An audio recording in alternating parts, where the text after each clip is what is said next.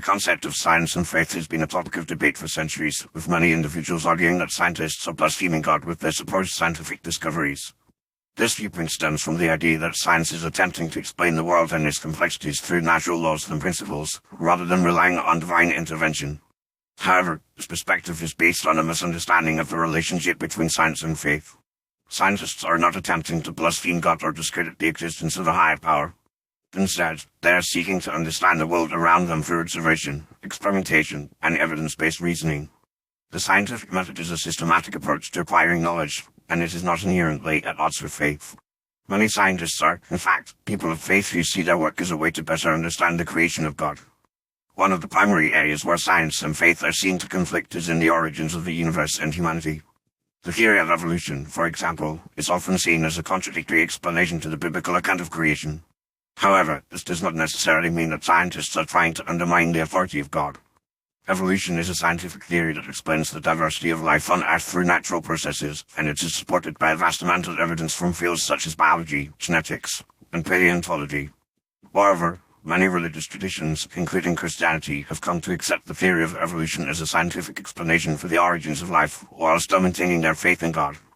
This is because faith and science are not mutually exclusive, but rather complementary ways of understanding the world. Science can provide insights into the workings of the natural world, while faith can provide a deeper understanding of the meaning and purpose of life. Another area where science is seen to blaspheme God is in the field of medicine. Medical advancements, such as organ transplantation and gene editing, are often viewed as attempts to play God. However, these scientific breakthroughs are intended to improve human health and alleviate suffering, not to usurp the authority of God. Many medical professionals are motivated by desire to serve humanity and make a positive impact on the world, which is a fundamental principle of many faith traditions.